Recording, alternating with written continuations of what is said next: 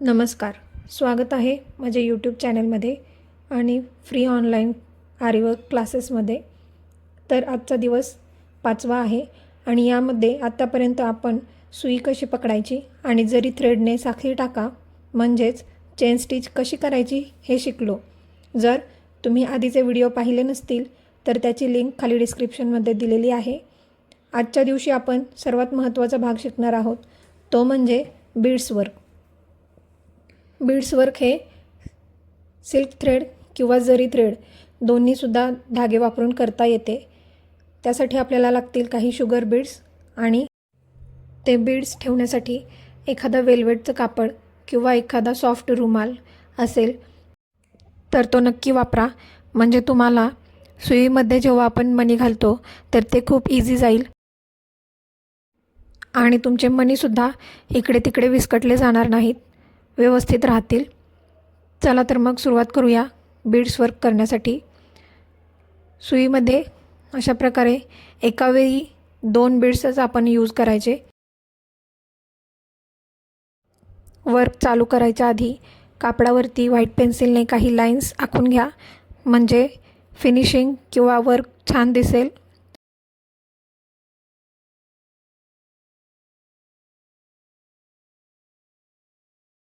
आता नेहमीप्रमाणेच कापडाच्या खालून जरीचा धागा वरती काढायचा आणि सुईमध्ये शुगर बीड्स असल्यामुळे एका वेळी फक्त 2 मणी घालायचे आणि आता या पद्धतीनं हे बीड्स धाग्यामध्ये सरकवायचे आणि त्यानंतर पुढे थोडंसं क्रॉस करून सुई वरती काढून घ्यायची आणि चेन स्टिचचा एक टाका द्यायचा.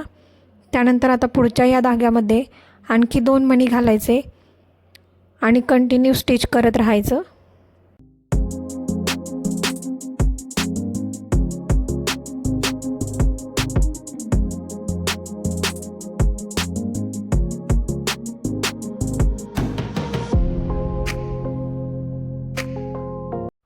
हेच बीड्स वर्क आपल्याला सिल्क थ्रेडने सुद्धा करता येते, पण तो खूप नाजूक असतो आणि तुटतो.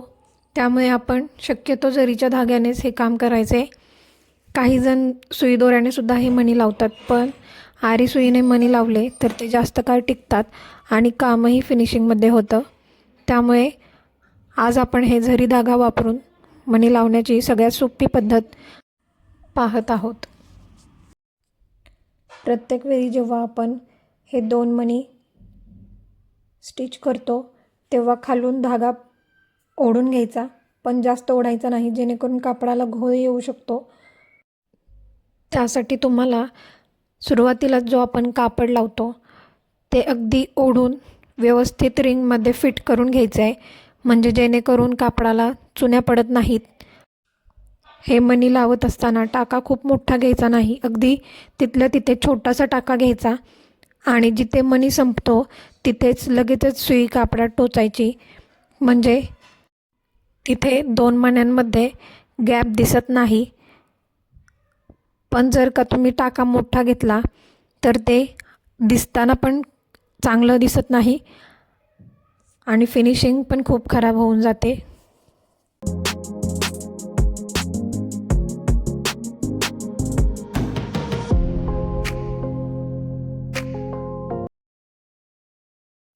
आता हे शुगर बीड्स सगळ्यात छोट्या साईजचे म्हणजेच 1 mm असतात. तर हे आपल्याला मोठ्या डिझाईनच्या मधली रिकामी जागा भरण्यासाठी खूप युजफुल होतात आणि खूप छान दिसतात सुद्धा. त्यामुळे जेव्हा आपल्याला ब्लाऊजचा मागचा पूर्ण भाग बारीक कामासाठी भरून काढायचा असतो तेव्हा हे मणी वापरले जातात. मोठ्या फुलांच्या डिझाईनमध्ये जेव्हा लहान पाकळ्यांचे डिझाईन असते तेव्हा ते छोटे मणी वापरून भरले जातात, किंवा संपूर्ण ब्लाऊजवर जेव्हा आपल्याला छोट्या छोट्या चांदणी आकाराच्या बुट्ट्या काढायच्या असतात तेव्हा फक्त 1 mm मणी आणि त्याच्याभोवती जरीची आउटलाईन जरी काढली तरी खूप सुंदर दिसते. हे शुगर बीड्सचं डिझाईन करण्यासाठी जरी खूप वेळ लागत असला तरी ते दिसायला खूप सुंदर दिसते.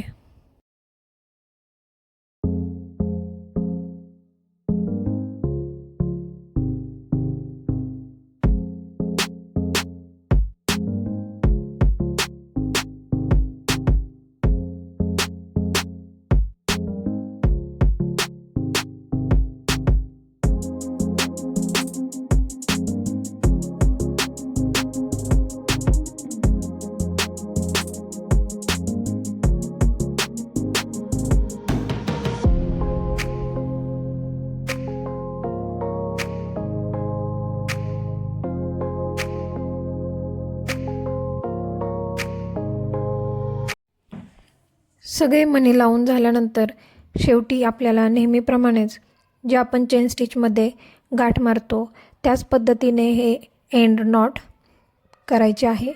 म्हणजे हे जे आपण बीड्सची चेन बनवलेली आहे ती लॉक होऊन जाईल आणि मणी व्यवस्थित राहतील.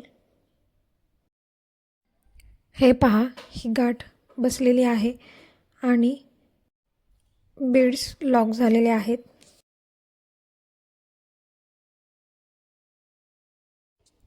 आता शुगर बीड्सची सगळ्यात छोटी साईजचे मणी लावल्यानंतर आपण त्याच्यापेक्षा थोडी मोठी साईज घेणार आहोत आणि सेम प्रोसेस करायची आहे.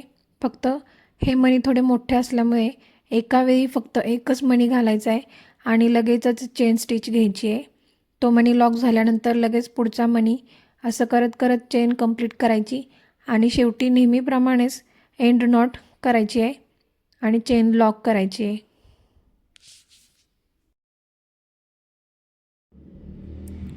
ह्या साईजचे मणी म्हणजेच 2 mm मणी जे आहेत हे ब्लाऊजची आउटलाईन असो किंवा नक्षीदार वेल यामध्ये वापरले जातात आणि ते लावायला सोपे असतात कारण त्या आकाराने थोडेसे शुगर बीड्सपेक्षा मोठे असतात.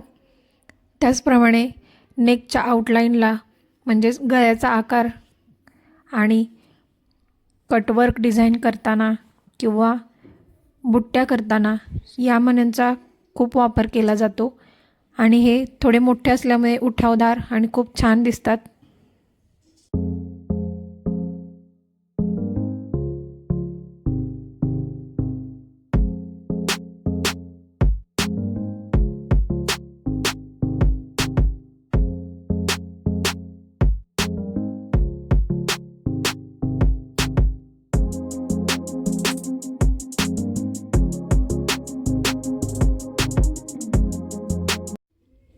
आता हे दोन्ही मणी लावून झाल्यानंतर आपण पाहणार आहोत की राईस बीड्स कसे लावायचे.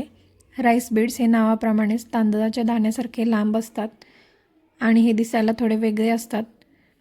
राईस बीड्स साधारणतः बॉर्डरच्या डिझाईनमध्ये झिगझॅग पद्धतीने लावून त्याची बॉर्डर करता येते किंवा फुलांच्या पाकळ्या आणि लटकनच्या डिझाईनमध्ये सुद्धा आपण राईस बीड्स वापरू शकतो. हे राईस बीड्स थोडेसे आकाराने लांब असल्यामुळे आपल्याला जिथे तो मणी संपतो आहे तिथेच लगेचच दुसरा टाका घ्यायचा म्हणजे गॅप पण दिसत नाही आणि फिनिशिंग पण चांगली येते. त्याचप्रमाणे आपण कॉम्बिनेशन करूनसुद्धा राईस बीड्सचे डिझाईनमध्ये यूज करू शकतो. त्यामध्ये राईस बीड्स आणि एक शुगर बीड लावला तर डिझाईन खूप छान दिसते. ब्लाऊजच्या स्लीव्जवर जेव्हा आपण चेक्सची डिझाईन बनवतो म्हणजे जे चौकोनवाली डिझाईन बनवतो, जेव्हा तिथे 2 रेषा एकमेकांना छेदतात तर तिथे एखादा राईस बीड लावला तर ती डिझाईन खूप छान दिसते. आणि ब्लाऊजच्या बाहीच्या खालच्या बाजूला लटकनसारखी डिझाईन केल्यावर सुद्धा राईस बीड्स खूप सुंदर दिसतात. त्यामध्ये एक राईस बीड आणि त्याच्या खाली एक छोटासा शुगर बीड लावला तर ते खूप सुंदर हँगिंगसारखे डिझाईन दिसते.